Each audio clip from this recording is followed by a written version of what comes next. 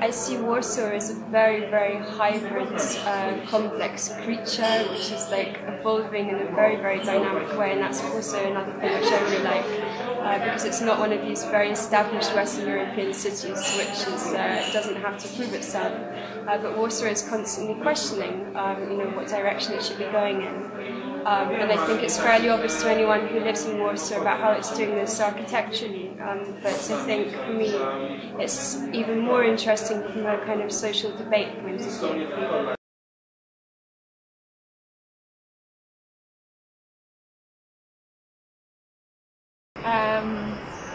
Varsavia è una città di cui le persone o si innamorano sin da subito oppure non si innamorano mai, perché non è una città che ha una bellezza assoluta come potrebbe avere per esempio la Cracovia, e quindi è una città che richiede più tempo e richiede più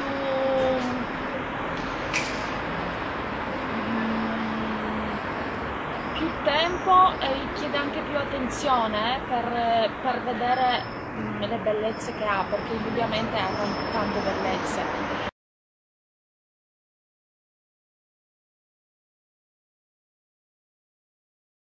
Like Warsaw, on the other hand, is a conglomeration of many different eras of pre-Nazi Europe through Nazi Europe. You can still see the after effects of it dotted around the place if you look hard enough. Then this huge project of communism that rebuilt this once great city into a concrete mass of neoclassical sturdiness. Tried to recreate something that the Nazis had destroyed, but in a conformist sort of practical sense, and the constraints of that society very much sort of were withheld within that architecture, and it's a mishmash. You have some classical buildings that survived, you have some ruins that are ruined, you have this huge swathe of communist bloc architecture, which isn't all bad. Neo-communist architecture is becoming quite fashionable, and now you have this new sort of Western investment that's poured into the city, and all of it comes. And now you have this youth, this huge, great big baby boom of youth, which these people are now in their late 20s, and the city has become lively, and there is an energy to find its feet, to really get to grips with what the Western world has to offer, and what Warsaw hasn't fully. The market is not saturated here.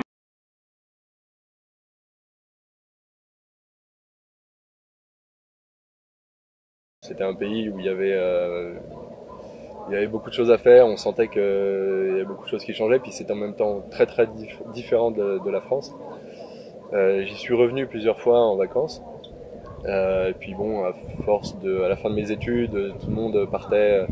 J'ai fait des études de commerce international, donc tout le monde partait aux États-Unis, en Angleterre, en Espagne. Puis je me suis dit que regarder un peu de l'autre côté, à l'est, ce serait pas mal. Et donc j'ai choisi Varsovie pour justement faire partie un petit peu de toute cette dynamique de changement. Je pense que ces 10 dernières années, c'était plus intéressant d'être à Varsovie que d'être à Paris. C'est Paris est une ville fantastique, c'est très bien, c'est très joli, et c'est vraiment une très belle ville. Mais point de vue choses intéressantes à faire et à découvrir, je pense que c'était mieux d'aller en Pologne, et je pense que c'était plus enrichissant en tout cas. Donc voilà la raison pour laquelle je me suis établi en Pologne en fait. Merci.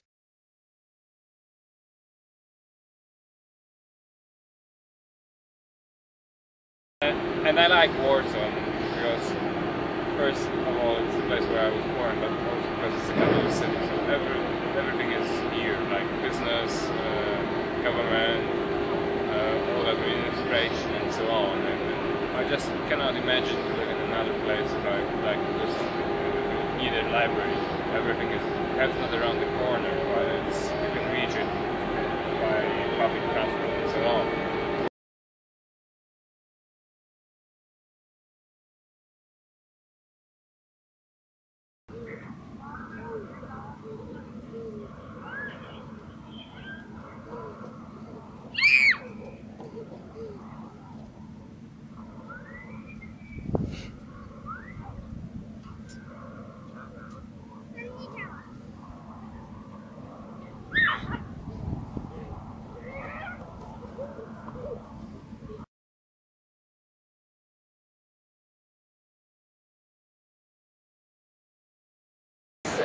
many layers of the city because you can find places from the 18th century, 19th century, Second World War or communist. So if you're interested in architecture, in culture, you will find many things for yourself. And now we have many new places, for example, Centrum Kopernika, which is very modern, scientific, pop scientific place. So I think I recommend you to go there.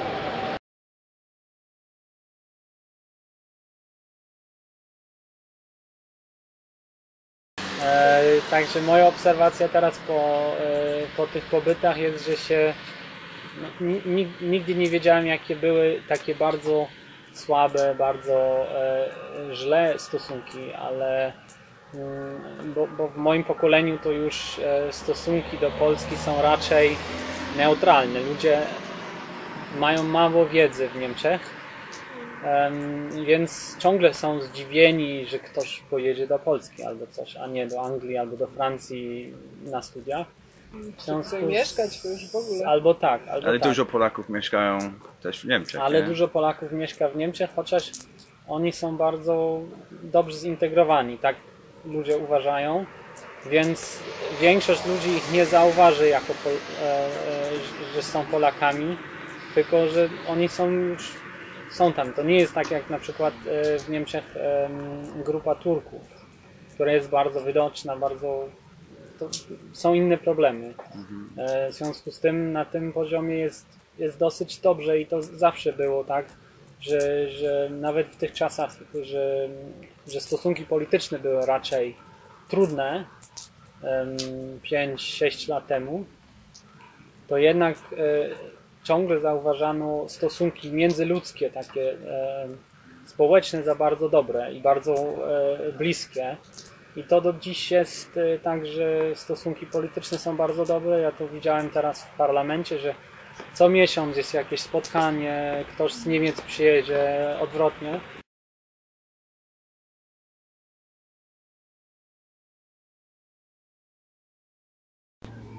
Je m'appelle Virginie Vittel, je suis journaliste et je vis à Varsovie depuis 10 ans.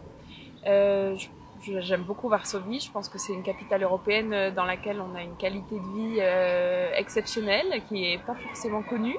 C'est une ville très verte, très à taille humaine. 2 millions d'habitants vivent dans la capitale, qui a une dimension de la ville de Paris, donc ça donne une impression d'espace, de bien-être. C'est une ville à un rythme tout à fait humain, justement. Les transports sont très bien organisés, il y a une vie culturelle intense. C'est une des raisons pour laquelle moi aussi j'aime beaucoup Varsovie. Beaucoup d'événements, y compris accessibles à des étrangers qui ne parlent pas polonais. Des spectacles avec des surtitrages en anglais ou des spectacles en anglais. Une offre culturelle très très large et très variée. Et à un prix très abordable. Ça, je trouve que c'est un aspect de la vie polonaise très intéressant, c'est que les institutions polonaises font beaucoup pour soutenir la culture et donc on peut aller à l'opéra pour 20 €, c'est déjà cher pour un billet d'opéra ici à Varsovie. Bon, bien sûr, les stars internationales sont un peu plus chères, mais il y a beaucoup de parcs qui offrent aussi des concerts en plein air, gratuits l'été par exemple, donc en ce moment c'est très agréable. Et c'est aussi une ville extrêmement agréable pour des familles avec des enfants. Personnellement, j'ai 2 enfants jeunes, donc j'apprécie beaucoup la facilité du quotidien, la logistique, le fait que les transports soient adaptés aux poussettes, que les gens aident beaucoup, que les Polonais soient très orientés vers les familles, que les restaurants accueillent facilement des enfants et des familles avec enfants. Ça a l'air de détails comme ça, mais je pense que c'est un aspect de la vie quotidienne qui rend le quotidien très facile et très agréable et qui complète bien justement les autres aspects de la vie varsovienne.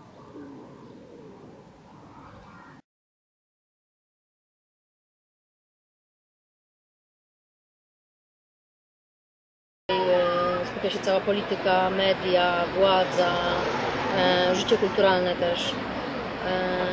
Jest duża nierównowaga, bo bardzo duże jest skupienie różnych rzeczy w Warszawie w porównaniu na przykład do Krakowa, do Poznania, do Wrocławia, które też są dużymi miastami, chociaż Warszawa nie jest tak bardzo turystyczna jak na przykład Wrocław czy Kraków. A to są miasta, które mają znacznie większą liczbę turystów. Natomiast w Warszawie właśnie skupiają się te wszystkie aktywności. W Warszawie też się więcej zarabia pieniędzy.